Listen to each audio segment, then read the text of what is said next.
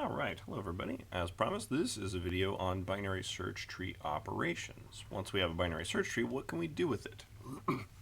So the key operations are find, insert, and remove, so we'll spend most of our time on those.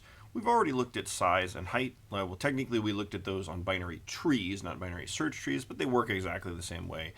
We won't explicitly go over the min and max operations to find the smallest and largest keys in a binary search tree, but we'll kind of touch on them as part of the remove operation because they're kind of like a component of that there, right? All right, let's dive in. So this is the binary search tree sort of class that we're working from. So we have this node structure here, which is just a key, a left and right node pointers there like that. And the class stores a pointer to the root of the tree there like that. The empty tree is represented by having the root be null pointer there. So this is the framework that we're sort of building stuff off of.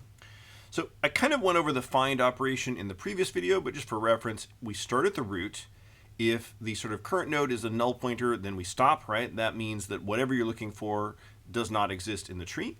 Otherwise, we compare the value that we're looking for to the key of the current node. If they're equal, then we get to stop because we've found the node that is what we want. If the value we're looking for is less than the current node's key, we go left. Otherwise, if the value we're looking for is greater than the node's key, we go right. So we're starting at the root and we're kind of like working our way down in the tree until either we fall off the bottom of the tree and we hit like a null pointer, or we find the node containing the key that we want there. Since we're just starting at the top and going down, our runtime is O of H in the worst case, where we go all the way from the top of the tree down to the bottom. The best case is if the thing you're looking for is in the root, then we're O of 1 there like that. But in the worst case, we have to start at the top and walk all the way down to the bottom of the tree. So you can write a loop that does this sort of pretty easily. So we're given the value that we're looking for is x. We start our search at the root with n equal to the root. As long as n is not a null pointer, we keep going. So we can look inside of n. If x is equal to n's key, then we've found it. We've found a node that contains that key, so we return the node pointer. Otherwise, if x is less than, then we go left by doing n equals n arrow left. And then, of course, this case here, the else case is x is greater than n's key, like that, right? That's implicit. So we go right. If the loop ends because n is a null pointer, then that means the thing you're looking for doesn't exist, so we return null pointer. Note that we could also return n, right? Like n would also be correct there because, n is a null pointer if we sort of hit that point in the code there. So you either get a non-null pointer node pointer if x exists, and then that node's key is x, or you get a null pointer if x does not exist there. Now, when you go to write find recursively, we have to do a little bit of work here like this. So we can't take the base find that just takes the int parameter and make that recursive, because to do recursion, I need a parameter where the recursion happens, right? Like something has to sort of change in one of the parameters. X doesn't change, like the thing that we're looking for doesn't change there, so I have to add another parameter. So what we do is we make a private function that has a parameter for the node that we are currently looking at, the node pointer n there like that. And then we make a public function that looks like the normal find function that just takes the thing you're looking for, and all it does is call the private function and tell it to start its search at the root. So we have this public function here that is like, hey, give me an x and I'll look for it, but all it does is pass that x into this function over here, which has this extra parameter on it for like, okay, what node am I looking at right now? And that's going to be the parameter where the recursion happens here. This function is labeled static because it doesn't need to know about like the root. It doesn't need to know about like the sort of the overall class. It just needs to know about the current node there like that. So making a class function static makes it like slightly maybe a little bit more efficient in terms of like how the compiler can compile it, but it means that you can't use like the root or any of the other like sort of non-static elements of the class there. So the implementation of the recursive function looks like this. All right. So our base cases, we have two base cases here. We have a base case for null pointer. That's where the thing that you're looking for does not exist. And then we have a base case for if the node's key is equal to x. and then that means that we found a node that contains that key. One thing to notice is you could merge those two base cases. You could say if n equals null pointer, right, or x equals n's key, like that. In either of those cases, we could return n, because in the top case where n is equal to null pointer, we're returning n, which is a null pointer, and in the bottom case where we're returning n and n's key is x, we're returning n there, like that. So you could merge those two base cases together into that thing there. And then we have two recursive cases. If we're less than, then we recursively find in the left subtree, and if we're greater than, we recursively find in the right subtree. Note that like we have two recursive cases, but unlike those, like the size and the height functions, we don't go left and right. We go left or we go right, but we never go both at the same time. So this one is linearly recursive. There's only one recursive call per recursive case, and it is tail recursive. There's no extra work that we do on the way up. Like once we find our node or we find a null pointer, right, we just return that answer all the way up to the top there, like that. So most of our recursive BST operations will have a similar structure where we'll have like the private function that is like static and has like a node parameter that does all the work, and then we'll make a public function that just calls that function and tells it to sort of start at the root there. So for example, like if you did this with size, right, you would have a public size function that doesn't take any parameters, and then you would have a private function that takes a node parameter and would probably be static there, like that. So the public size would just call the private one and tell it, hey, what is the size starting at the root, and then that would be the answer there, like that. Okay, so we did find what about insert. Well, conceptually, insert is pretty simple. We just do a find, and then we saw that like if the thing you're looking for does not exist, find ends where it ought to be. So just create the new node wherever find sort of ends up. But in reality, when find terminates, right, it gives us a null pointer. And a null pointer, like you can't sort of get back onto the tree. Like a null pointer isn't connected to the tree. So in insert, this should be insert. Insert, that's just a spelling error, right, like that. So what we need is another like bit inside of it there, so that like when the n falls off the tree and hits null pointer, we still have an attachment to the tree, to the node above it, so that we can create the new node under it there. So what we're going to do is we're going to add another node pointer to the main loop inside of find here. So our insert is going to look something like this. We have a special case for if the entire tree is empty. So if the whole tree is empty, we just create a new node and set it to be the root there, like that. So all the stuff after this assumes that the tree has at least one node. If the tree is completely empty, we have to sort of handle that as a special case here, like that. So we have two node pointers down here. N is the node that we're currently looking at, and then P is N's parent. It's the node above N there, like that. We don't have parent pointers in our nodes, right? Our nodes don't have a way to go up here. So if I want to know what is above N, I need to keep track of it myself inside of the loop here. So this is just the find loop augmented with one additional thing. This line right here is the only difference between this loop and the previous sort of find loop there, like that. So before we move down, right, before we go left or right, we update P to be N, so that way P is always kind of like one step behind N. I'm going to draw a picture of this in a little bit here, and we'll do an animation, so if it's not clear yet like how this actually works, just don't worry about it for right now. So when this loop ends, and we move on to the next slide here like that, right, N is equal to a null pointer, but P is not. P is some actual node here. So we've reached a point where we have like P, and then N is like down here in a null pointer. But P is still a real node. So then I can just attach the new node underneath P. So what we do is we create our new node, like as just a leaf node, right? Nothing underneath it there, like that. And then we graft it on under the left or the right of P, depending on how X compares to P here. Now, N is just a normal local variable. So when I do this here, when I do N equals new node, that doesn't change the tree. It's this part over here where I do P arrow left equals N, or p arrow right equals n, that's what actually attaches the new node onto the tree. I'm just reusing n as like a variable to hold the new node there like that. So like I promised here, we'll do a little animation sort of showing how this whole thing works here.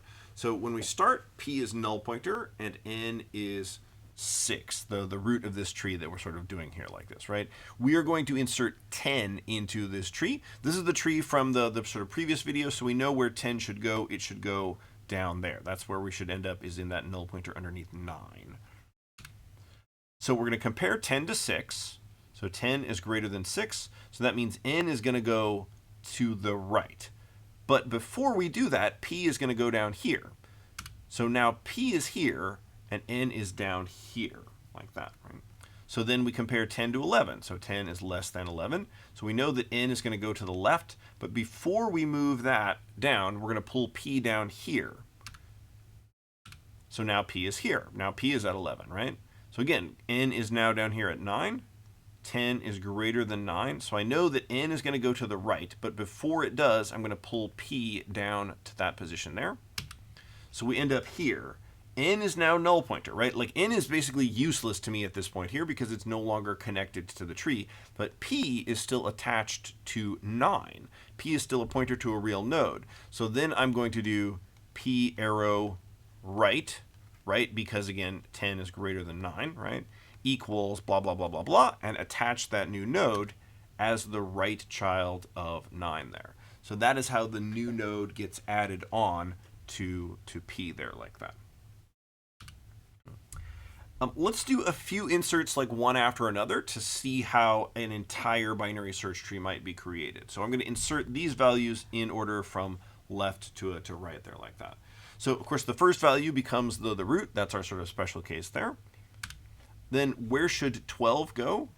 12 is less than 45, so 12 goes to 45's left. Where should negative 4 go? Well, negative 4 is less than 45 and then also less than 12, so it should go to 12's left. Where should 78 go? 78 is greater than 45, so it should go to the right of 45. Where should 30 go? 30 is less than 45, but then greater than 12. So 30 is 12's right child. Where should 59 go? Well, 59 is greater than 45, but less than 78. So it should go as 78's left child. And then finally, 21. 21 is, go with me, less than 45, greater than 12, but less than 30. So it becomes 30's left child, like that. Now, one thing to notice is that the order in which we insert these values has a big effect on the shape of the resulting tree here. Like you can get different shaped binary search trees just by changing the order of the values, not the values themselves here. If I insert these values in ascending order, then I end up with a degenerate tree that is just all down to the right, like that, right? If I just do them in the sort of this order, sorry, this should be a negative 4 like that, right? Then I just get a tree that goes all the way down to the right, and it sort of shows up as degenerate there like that. Usually we don't have control over the order in which things are inserted. So like, you can't sort of be like, hey, please just don't insert values in an order that does this here like that. But if you do have control over the order in which values are inserted, then you can just like kind of pick a nice order that always results in a balanced tree. But usually we don't have that option, right? Usually we have to sort of go with whatever order things are given to us there. Since find and insert are basically the same like loop, right? Then they basically have the same analysis here. So the extra work that insert does at the end is just a constant time amount of work there to add the new node. So the analysis for find and insert just kind of follows the same principle here. Our best case is if the root's key is x, then the while loop just ends immediately. For find, it returns like the root. For insert, it doesn't insert anything because the value already exists. So that is just constant time there like that. The worst case, again, is when we have to start at the top and work our way all the way down to the very bottom of the tree. That's going to have a runtime of O of h. If your tree is balanced, then the height will be roughly log of n. That's nice. If your tree is degenerate, the height will be roughly n the size, and then that's maybe not so nice there like that. So later on, we'll sort of work to ensure that our trees stay balanced as we insert and remove things from them there. But for right now, it's just sort of like whatever sort of happens there. you can do insert recursively here, and we'll do the same sort of trick that we did before, where we'll have like a public version that just takes the value to insert, and all it does is sort of call the private version and tell it to start at the root, and then we have the private version that sort of does all the real work here. But it doesn't look anything like the recursive, the sort of loop-based one here, like this one here. So we'll spend a little bit of time looking at how this recursive insert works here, like this, focusing on the private version there, like that. The public one, again, is just like pretty easy, like that. So let's look at this here. So the key to understanding how this works is how we think about what it does. So when you call this insert function, when you say insert x into a tree n, like what does that do?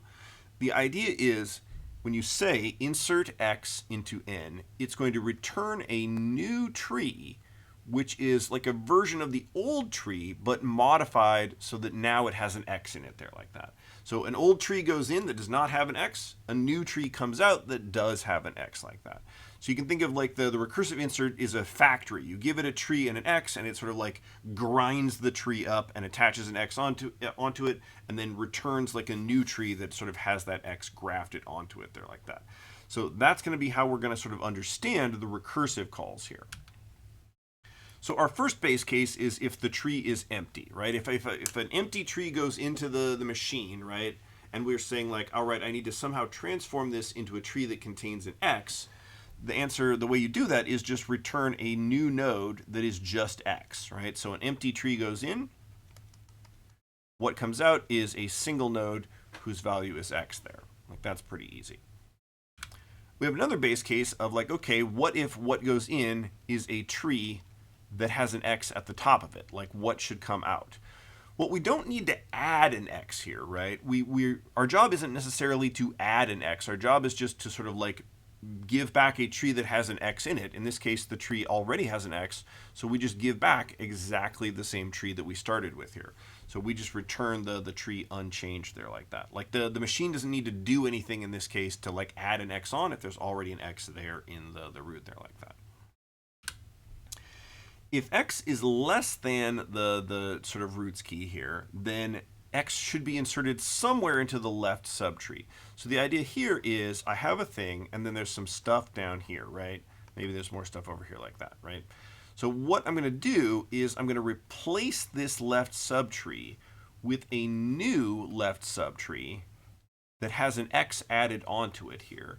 And then I'm going to kind of graft that on to the original root here. So I replace the ends left with the new one that the factory produces that has had the x added onto it there, like that.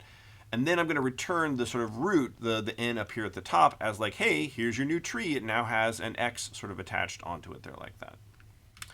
If it's on the right, I do the same thing. So what goes in is a tree that has this, right? I know that x should go over here on the right. Here's n like that right here. So that goes in. What comes out is we build recursively a new tree on the right that has an x in it, like that. That doesn't look like an x, but it is, like that right there, right? And then I graft that on to my original tree and replace the old one here. So old n arrow right, new n arrow right there, like that. And then I return the root of the whole thing as like, hey, here's your new tree. It's mostly the same tree, right? Like I didn't actually change the root. I just sort of modified the right subtree to include an x in it there, like that. Yeah, and the two recursive cases, both of these recursive cases basically end up down here at this sort of return down at the bottom there, like that. If you wanted to, like, you could combine like these sort of returns here, right? Because like we return n there and like down there, but just to sort of make it clear, like those are sort of doing different things there, like that, right? This insert, it's linearly recursive because we insert either on the left or on the right, but not both. But it is not tail recursive. This bit here, where we do n equals left equals or n arrow right equals, that happens on the way up. So this one is not tail recursive. It sort of needs to do some work while the recursion is kind of returning its way up there, like that. Again, like the sort of calling it a new tree is a little bit confusing because it's like we never actually make a complete copy of the tree, right? Like most of the time we're returning the exact same pointer that we were given there, like that. But the idea is like it's conceptual. It's like the tree that went in did not have an x, and the tree that comes out does. Like so, it's a new tree, not in the sense of being a copy or like having totally new nodes there, but just in the sense that like it's different than what went into it there. Okay, and then finally we'll look at removing from a binary search tree here. So removing a value is more complicated than inserting new values here. So we have to find the node containing the value that we want to remove. And then once we found it, we break down into 3 different cases, depending on the number of children that that node has. So from sort of easiest to most difficult are case 0, case 1, and case 2. Case 0 is the easiest one if the node that you want to remove has 0 children. So in that case, you just prune it off here. So like if we're wanting to remove one of the leaf nodes from this tree here, then you can just be like, that node's not there, or that node's not there, or that node's not there. Just set the sort of parents left or right to null pointer and then delete the node, and then you're sort of good to go there. So case 0 is the easiest one. It doesn't affect anything other than the parent of the node that you are removing. Case 1 is when the node has 1 child, either on the left or on the right there like that. And in this case, we just replace the target node with its child. So again, like imagine we're wanting to remove 30. So we want to get rid of 30 from this tree here. You can just slide 21 up into that position, and then you'd be good to go. And that works even if there's stuff underneath 21, right? There could be a million things underneath 21. Just slide 21 up into that spot, and everybody's happy and sort of good to go there. So again, I would just do like, 12, if 12 is P, right? I would do P arrow right equals, and then grab this sort of child that does exist and sort of put it into that particular spot there like that. So easy peasy. Well, relatively speaking. The hardest one is case 2, where the node has 2 children. So for example, 12 or 45 here. So the idea behind case 2 is we're going to replace the node that we want to remove with another node from the tree, where the other node is hopefully easier to remove, right? We want to sort of turn case 2 into case 0 or case 1 there. So for example, let's say we're trying to get rid of 45. So what other values in the tree could replace 45? We're going to follow this up by removing the extra copy that we have here. So we're going to allow any value that is greater than or equal to all of 45's left descendants. So all these things over here, right? Those are 45's left descendants, right? Or anything that is less than or equal to all of 45's right descendants over here like that. So those are our right descendants, right? So I want to pick something that can kind of go in the middle of these two things here. So I can either pick the biggest thing on the left or the smallest thing on the right there like that.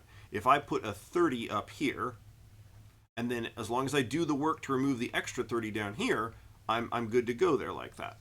Or if I do it the other way, right? If I put a 59 at the root, and then I do the work to remove the extra 59, I'm good to go. Like that would sort of work. 59 is greater than everything on the left and less than everything on the right once I've removed the extra copy there like that. So these two values, 30 and 59, those are called 45's predecessors. So 30 is the predecessor, and 59 is the successor of 45 there like that. When you implement like remove, you would normally pick one of these. Like when you actually write the code, you'd be like, I'm always going to use the predecessor, or I'm always going to use the successor. Usually there isn't a reason to like switch between them at runtime or anything like that. So you just hard code in one of the two of them there.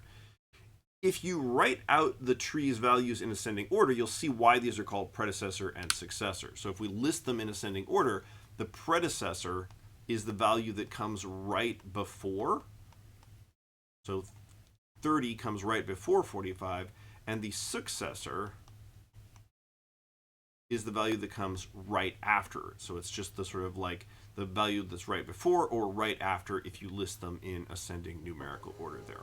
Again, like from the tree structure, the predecessor is the largest value. In other words, it is the max value in the left subtree. And the successor is not the largest, the smallest value. In other words, it is the minimum value in the target's right subtree there. So to find the predecessor, you just go left once to enter the left subtree, and then you go right as far as possible. And going right as far as possible is how you find the largest value, the max value there, like that. So if you wanted a function to find the maximum in the tree, it would just be this loop right here. Just go right as far as we possibly can there. So this is a function to find the predecessor. If you want the successor, just swap all the lefts and rights and go right once, then left as far as possible. If you go left as far as possible, you get the minimum. Now, one important thing about the predecessor and the successor is they have at most one child, right? Because we go right as far as possible or left as far as possible, we go until our right is a null pointer. That means we don't have a right child. We might have a left child, but we definitely do not have a right child. So we have at most one child. So therefore, if I sort of replace the sort of case 2 node with its predecessor or successor and then remove the extra predecessor successor, that will always be case 0 or case 1. It'll always be one of the easy cases. So the case 2 removal steps are: we find the target's predecessor or successor, again either, copy the predecessor's key into the target, and then recursively remove the extra predecessor, the one that is sort of like down below and is the original one there, like that. And that will always be case 0 or case 1 there, like that. So for example, again, like let's consider removing 45, and we're going to use the predecessor here. So we locate the predecessor by going left once and then right as far as possible until we find a node with a null pointer on its right there, like that, which is 30. We copy that 30 up into the root, and now we have an extra 30 in our tree.